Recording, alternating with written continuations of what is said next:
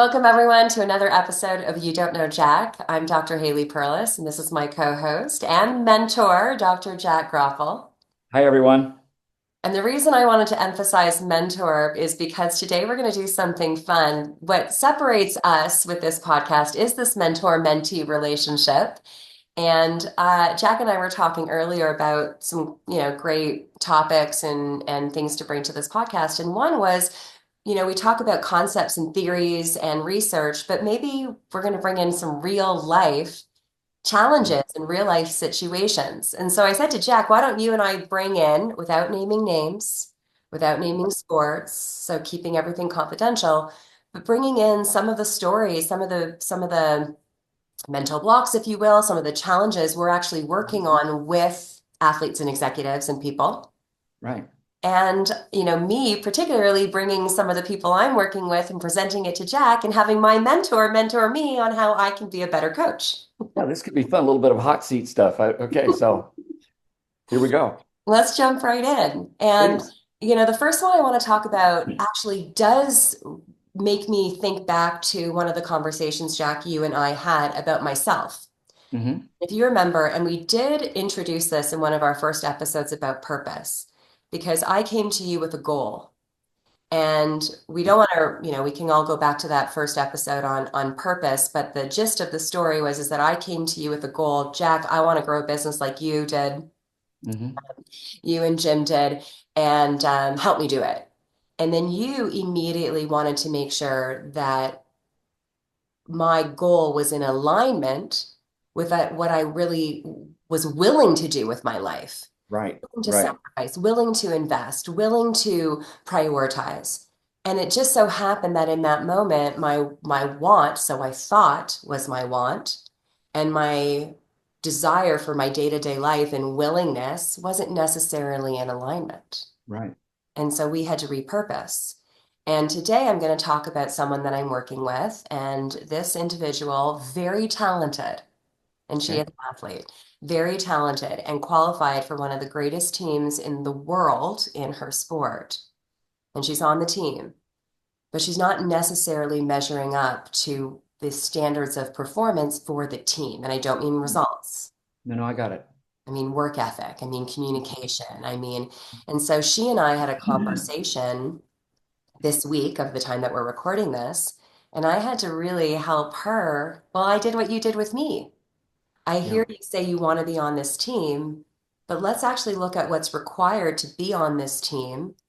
And then I had her evaluate her performance based on those. We had four requirements. It was Hmm. showing up to everything. It was not just showing up, but executing, right? Hmm. Putting forth the effort and not fooling around while you're there. It was communication that she leads with her coach and her teammates, and then it was extras. So that's really Hmm. high standards of performance that has nothing to do with results. Right. And she evaluated herself on a scale of 1 to 10. And some had good scores and some had really bad scores that she gave herself. Hmm. So then we had this discussion on you may want to be on this team, but you have to earn your place on this team each and every day. Hmm. So the next question is, are you willing to do what it takes to be on this team? And I shared with her that there's no right or wrong answer. Because Right. you shared with me, I wasn't willing to travel, I think what you say used to be on like 3, 4 planes of 3 different cities a week. Like I wasn't ready to do that. I didn't want to do Right. that. Right. It's not a right or wrong answer. But once you decide what you're willing to do, then you have to see if it matches your want. And then the greater team, you're either going to be a good fit or you're not. Yeah, it's kind of if your needs match your wants or Mm. wants match your needs. It is exactly that. And I mean, everybody, it's okay to dream. It's okay to dream and really want something big to aspire. It's wonderful. But yes, then you have to put it up there, put that dream up there, and then step back and say, okay, now, and if that's the mountain that you've got to climb, okay, what is it going to take to get to to get to the top of that mountain? And it's different cognitively wanting to do something versus behaviorally Mhm. being able and willing to do something. Mhm. Those are very different things. Hmm. I can't tell you how many times over the last years and decades I've heard athletes and executives talk about, well, this is what I want to do cognitively, intellectually, but then behaviorally, there's not a chance. They're just not, number one, they may not be able to. They may not be able to, or they may not have the talent and skill to do that. I mean, and this is where when you had the athlete assess herself or himself, I don't want to know, I don't even know need to know anymore. But when you had the athlete assess herself or himself, it would have been interesting to have other people assess her and like do really a real 360 on your own assessment of you, and then here's what others think of you, what their perception is of you, and then you put them both together, and now you've really got a good snapshot of what's happening behaviorally. Yeah, that's a great point. That's something I could potentially do too. And then once you now have an evaluation of yourself, and it's not a judgment, it's an evaluation, and I believe they're Huh? different things. Right. Oh, very different. Yeah. So once you have an evaluation, you then can, and what we did, and tell me what you think of this. We then created four, because there were four components. So we created four, call them goals, if you will. And they were not outcome goals, they were strictly process performance goals Hmm. to bring whatever her number was up one number. That's good. And she and I did it together. And then I asked her, where are the boundaries? Where are their excuses already? Because let's nip those in the bud immediately. And Yeah. she couldn't find any. She's like, no, these are all within my ability. They're all within my control. I have the capacity. And then, for lack of a better word, now we're kind of putting our mouth, what is it? Putting our money where our mouths are. What's the saying? Well, not we all put your money where your mouth is. Yeah. Money where your mouth is. And now it's almost, even though it's not a formal test, it kind of is to see if your willingness, if your capacity, if your behaviors are in alignment with what you want. Hmm. And we're going to, Absolutely. I think, well, what is she going to try to do it now? What's the plan with her now? that was what we said. So we're going to meet in a week's time and we're going to evaluate her progress on those goals. Might That be good if you had her evaluate the end of each day. How did I do today on that goal? And then report back to you. Well, the interesting thing is that she even said, there was a communication and that was one of the poor scores. She goes, I remember Haley when you and I set goals and you wanted me to reach out to you every single day because I was going to hold her accountable. And she said she liked it. She didn't do it once. Right. So That, yeah. again, she's the one that's got to take the reins. I can guide her. So she said, give me a week. And maybe and I'm okay with it because maybe that week, now that we've had this session, maybe the week is for her to marinate on it, process it. Maybe she will change her mind. I don't know. We'll have to see. Yeah, you might be ready for a secondary goal for her. Like, hey, I don't know. What do you think? She might be coming back. You don't know. We just don't know. That Mhm. she has to reflect and give it a shot. Hopefully she gives it her best shot, because that's the concern I would have is that, again, intellectually and behaviorally are just very different things. And if she's not assessing herself on a daily basis, my concern is that she'll say, I tried. See, intellectually she tried, but behaviorally maybe she wasn't able to do it or didn't try behaviorally. So it's like the idea I'm going to get up earlier. I'm going to get up 30 minutes earlier every day, but then we don't set our alarm to get up earlier. But I Hmm. meant to get up earlier. Hmm. I'm planning to get up earlier, but then I don't set my alarm to get up earlier. Hmm. Does Or that you're, make sense? yeah, of course. Or you're wanting to, change your nutrition regimen, but then you don't bring in the healthy foods Yeah, inside. you don't structure your life around what you want to do behaviorally. Yeah. But I think that in and of itself will be very telling. And Oh then yeah. at the end of maybe, and maybe I do reach back out to her in a couple of days, a day or two, and just check in on her. Or maybe I do wait and give her the responsibility that she asked for, which is a week. But I it'll be don't think a interesting. check-in would be unhealthy. I think a check-in would be healthy. Yeah, okay. Okay. And not to like I'm looking over your shoulder check-in, just kind of how you're doing. How you doing? Thinking about you, check-in. Yeah. Yeah. Maybe after a day, just how's this sitting with you and what did Yeah. you accomplish today? Because Yeah. because afterwards, if there is a misalignment, then a hard conversation happens. Hmm. For And sure. Yeah, you either choose other wants, or unfortunately, perhaps this team is going to have to make different choices as well. And it may not be a hard choice. I mean, for you, for example, when you realized what it was going to take, it wasn't a hard choice for you. For No, you it's an personally, aha moment. yeah, it was an aha moment, but it was an easy choice for you. See, don't assume that it's going to be a difficult. You see, a lot of people, I think, oh my gosh, I'm going to find out that I'm not going to be able to make my dream. It could be an aha moment for her too. You just don't know what you're gonna. Could be a tough moment, could be an aha moment. You don't know. No, you're right. It could be hard, it could be easy. The conversation itself may be a little bit because again, you're holding a mirror up. Um, Right. but yeah, so to everyone listening, when you set these goals, and one day, Jack, you and I talked about it. One day we are going to have an episode on goal setting because there is good, the bad, and the ugly about goals. 100%. 100. I would agree with that 100%. But for everyone listening, when you do choose a goal for yourself, which is this want, it's not good enough.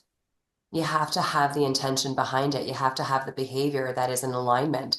And sometimes Exactly. we are willing to go through with those behaviors, and sometimes we're not, or we don't have the capacity yet. So we have to we have to go more of a step by step, breaking it down. But Hmm. in all honesty, sometimes we're just not willing. At the end of the day, we want it, but we're not willing to do what it takes to get it. Well, that's the famous statement that if you really want it bad enough, you would do it. I mean, and I don't mean that to be sarcastic. I don't mean that to be cynical. It really does. If it truly matters, we would do it. Let's move on to another. Please, This is in the please. corporate world. So this Okay. is a person who's got goals and who has confidence in their competencies. Yet there's one skill set that they want to improve upon. But when they get in their moment, like when they're, in their performance, if you will, doing the work, because they're so focused on the productivity, the end result, right? Um, I guess there's a primary focus on the result in the moment because in the corporate world you don't get to train as much as an athlete. You're always performing. That is Right. definitely something you taught me, right? In sports, Mhm. we're training 90% of the time, give or take, at the sport, and we're competing 10% of the time. The corporate world, we're always competing, we're always performing, we're 100%. Yeah, always we're never training actually in the corporate world. right. So this individual, at the same time wants to develop a skill set, but was struggling in the moment to not take the eye off the prize. He's in sales Hmm. or, they're in sales. And so it's this question of being willing. Again, it's this idea of willing or just accepting that in order to improve this skill set, sometimes we have to go back a few steps in order to go forward more. Sometimes we have to slow down in order to eventually speed up. Hmm. And there was this push and pull, and it reminds me, now I am going to go to sport for a second, but it reminds me of Yannick Sinner. And 2 summers ago, or maybe it was, I guess we're headed into summer at the time of this recording. So I think it was the US Open in 2025 that he actually lost to Carlos. Am I correct? Uh, Yes. okay. Yes. And post match, and I think what he said was amazing. But he said Carlos was the better player today. He didn't say period. He didn't say better player, period. Better player today. And then he said out in the open, Carlos was the more unpredictable player. So I now have to decide whether or not I want to go work on my unpredictability. And if I choose to work on my unpredictability, that may mean that I'm going to lose more matches first That's before brilliant. I start winning again. That's brilliant. And so I bring this to this, individual that I'm consulting and coaching because it's this idea of the acceptance piece of taking my eye off the end result, if you will, to focus on this one skill set that I know is going to allow me to thrive even more. Yeah. That's true. There's a lot we can learn from the athletic world, even though, I mean, like preparing a budget defense and speaking in front of a group and knowing that you're going to get challenged with questions you may not be ready. You don't even know what questions they're going to ask.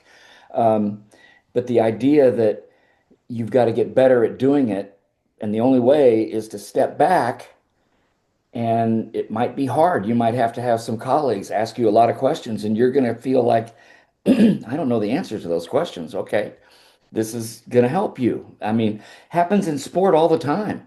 somebody wants to change a technique in any sport, you've got to step away from trying to quote unquote win to improve your skill set. This happens in sport, happens in business.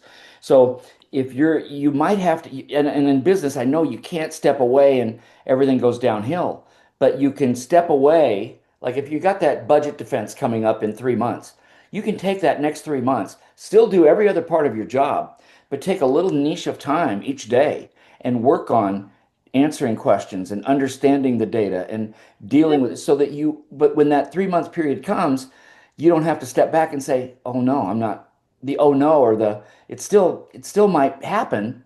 You still might get caught off guard, but you'll be even better prepared when you get caught off guard because you've stepped back and didn't try to be, you know, super person, wonder person, earlier. You stepped back to understand more and get the data. It's almost like, how do you get your mind around it? It's almost like shifting priorities temporarily. Just temporarily. It's a minor setback. It's not a permanent setback. We're also not saying your performance is going to go downhill in every part of your job. You don't know that, right? The corporate athlete is very different than the athlete in sport.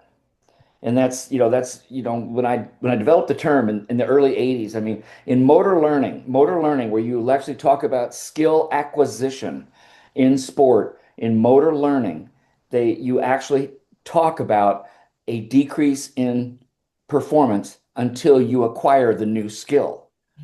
And in the corporate world, you can't afford the overall decrease in performance, but you can step back and learn a new concept or a new skill and get better and still perform at a high level. So I think it's a little different, but I think the idea of being an athlete in business still works very well. Yeah, absolutely. And I love listening to you say the word corporate athlete because so many of us use it all the time, but you are it's your term. Yeah, I was the one that got in 1983. 1983. Super cool. So again, what's the lesson there is that, sometimes it's a temporary step back. It's a temporary shift in your priorities to develop a skill that you know is only going to help you achieve more than you were achieving, right? Like become even more productive. And if people are interested in that corporate athlete, I think it's really good to segue right now that they should look at Evolve Leadership because Evolve Leadership is taking everything that we did with the corporate athlete and they're still applying it to the corporate world right now. And I just really invite everybody to take a look at that at their website. And if you want to learn more about it, that's where to learn more about it now in today's world. We'll put the link in this Perfect. episode notes because you're on the advisory board and executive, and I'm a facilitator and coach for them too. So yes, Yeah, we'll definitely make for sure sure.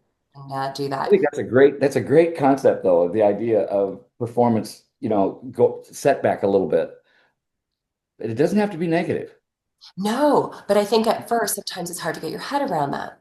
Agreed. Agreed. Because we're supposed to be really good at what we do. See, the expectations are what kill us.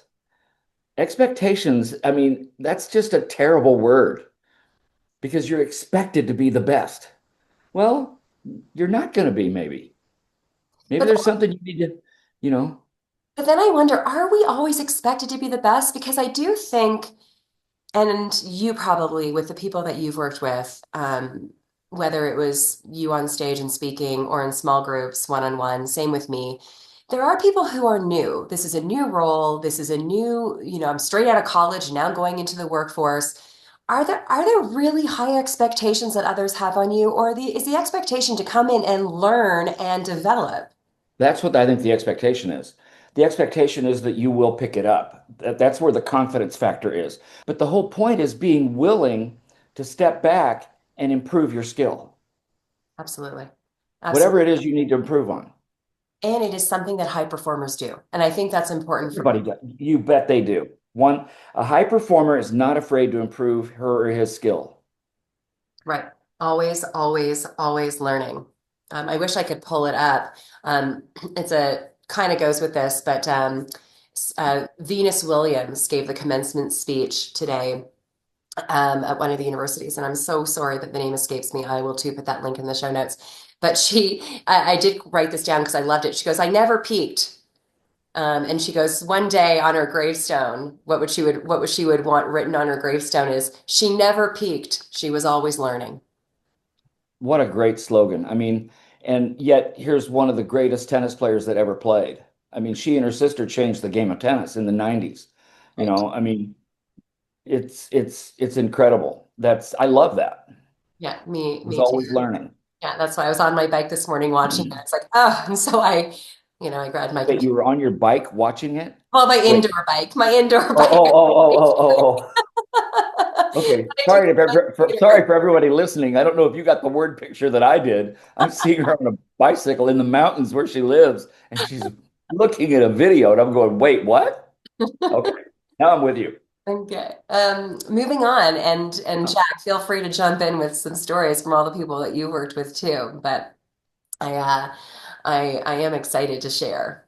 Yeah, lead on. Okay. So then, actually, twice this week, there's this big choices that two people have to make, and they have to decide whether they're going to stay with their team, and one is corporate, one is sports. So let's just say their team because it's both. Okay. Whether they're going to stay with their team or if they're going to switch, change, Hmm. and the turmoil on making this decision. And I said something to both of them. And it's actually something that I believe my father once taught me. And it's not that you should make these choices lightly. Do your due diligence. Let's go through. I have a whole exercise to help us narrow down what's the priority and then to decide.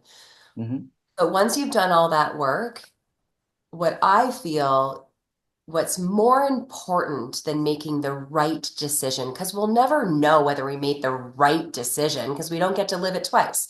So, what's more important than making the right decision is committing to the decision you make.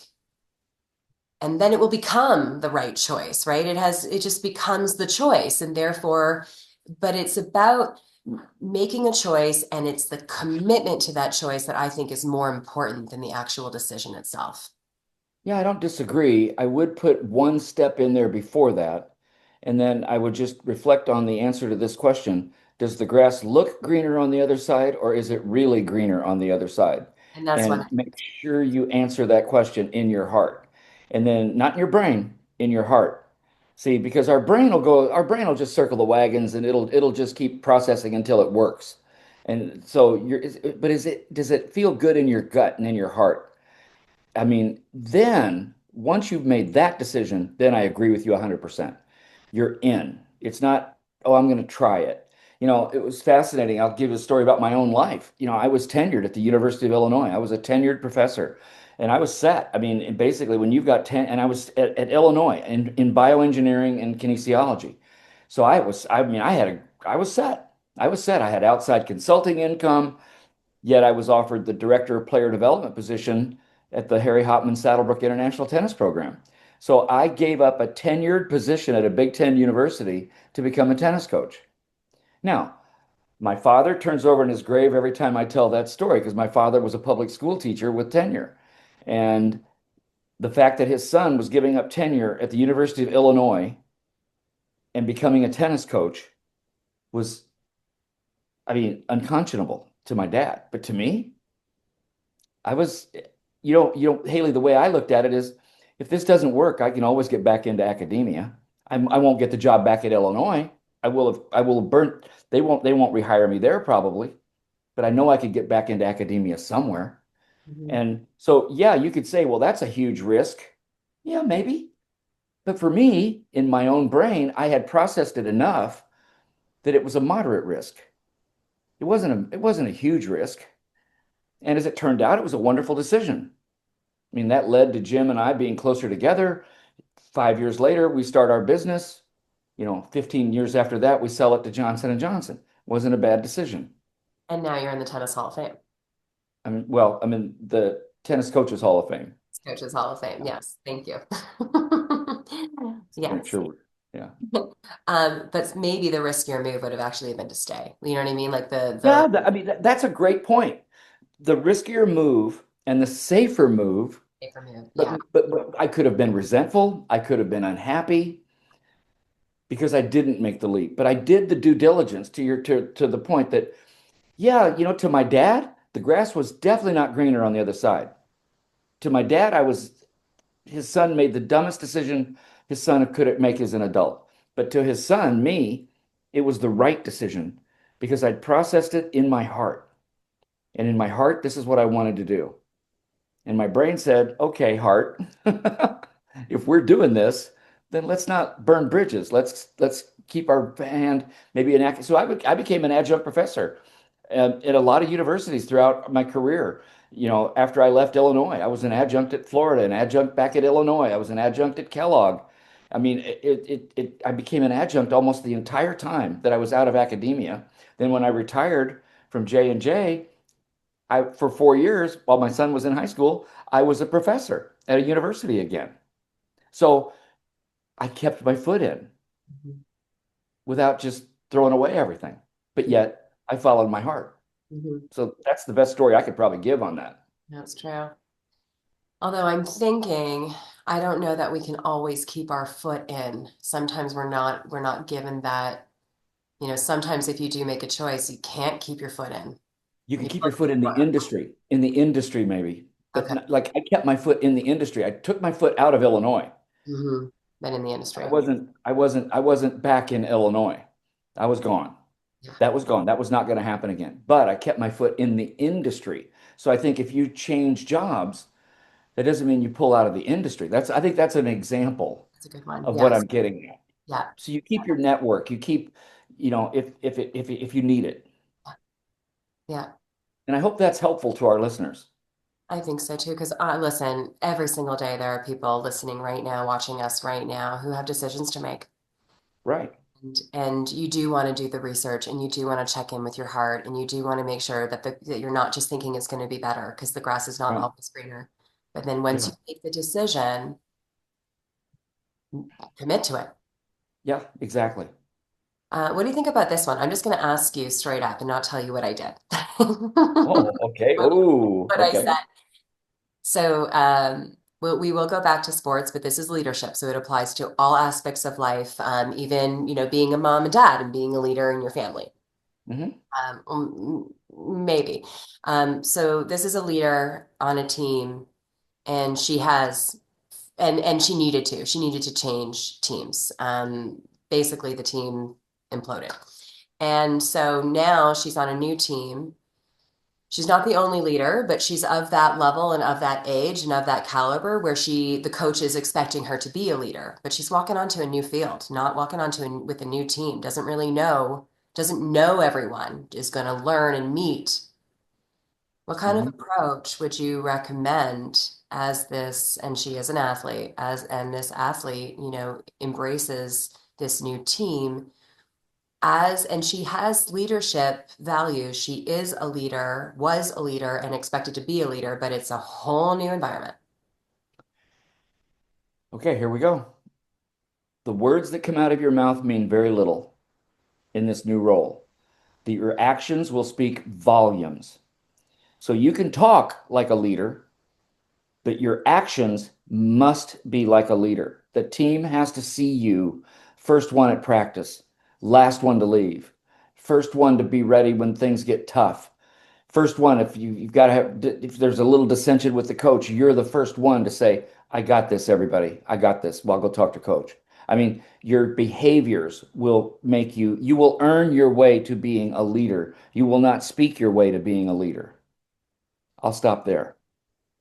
Period, exclamation point. I love that. It's all about the behaviors. I mean, for example, you show up the first day of practice. You're smiling, you're gregarious, you're saying hello, you're learning everybody's name. See, that sounds intellectual, but it's behavioral. Versus first day you show up, sup everybody. Laid back, cash, chill. I'm good. They brought me in. They recruited me. I'm good. I'm sorry. They won't look up to you. They'll only look up to you if you care. People don't care how much you know until they know how much you care. Mhm. Teddy Roosevelt made that phrase very, very famous. And Yeah. I think it's really powerful. People don't care how much you know until they know how much you care. So if you want to lead, show people you care. I will say that I think one of the reasons I have accomplished what I've accomplished and I am successful is because people know that I care. It is one of the two most, it was, I'm no longer a professor at the University of Colorado, but I was for 9 years before COVID. And it was one of the two most common pieces of feedback. One was, wow, it's nice to be taught by someone who's actually doing the work. And two, it was, wow, does she care? Yeah, And your empathy muscle is very strong. yeah, and I think parents of the athletes that I have worked with too, obviously in the executive world, it would be the executive, but with Mhm. athlete parents are always, it's not about my kid won this or did that. It's just, wow, did you care? And my kid knows Mhm. you care. And so I Yep, can attest to that quote. It does matter. it does. Yeah, Yeah. that's good. Yeah. Very good. I like that question. That's tough. Let's do more of that. Anything you wanna throw out there, Jack, while we're kind of Well, I think, just the idea that very often, where I've seen people really struggle is when they try to control everything in their life and everything, like things that are not in their control. And they just get so stressed out and so burned out over it. And I just have one phrase for people like that, and it's control the controllables. Ask yourself what you are in control of. You're not in control if somebody else has an impatience problem. You're not in control if somebody has an anger issue. You're not in control of another person who's taking too much vacation, too much personal time. You're not in control of that. That's HR's job, not your job, you know? And the fact that you're worrying about things that are outside your control, that's detrimental to our own health. So step back, and even if you have to write it down, what are you in control of? You're in control of how you think, how you act, how you behave. You're in control of that. That's it. You're not in control of anybody else. You're not in control of what they think about you. And people say, well, "What do you mean I'm not?" Well, you could be the greatest person in the world and somebody still doesn't like you. You had no control over their feelings. You don't have control. So you only have control over how you think and how you act. So that's nutrition, that's exercise, that's connection with the people that matter most in your life, that's working on your skills to be better at what you do that we've talked about earlier. Those are the things you are in control of. And be really good at the things you're in control of. and that requires taking responsibility, which is I think a lot of people like we need 100%. we need to take responsibility of So our that would be the big one for me is control the controllables. yeah, I love that. Thanks, Jack. Yeah, for sure. Do you want to close us out? Well, it's just been great to be with everybody. We hope this has been helpful. I, invite you to look at Haley's book, Personal Podium, my book that came out this year called Mountains Within. It's my personal memoir about my life. It highly successful, but at what cost? I think that's the theme of my book. But gosh, we look forward to seeing all of you. Please put in the comments if you have thoughts about questions in your own life about performance, and let us know how we can maybe have a conversation about something you might be facing. We'd be happy to do that. So until next time, Haley, thank you very much. It's been great to be with you again. And this was super fun. Thanks, Jack. Have a Thank great you. rest of your day, everyone. Bye, everybody.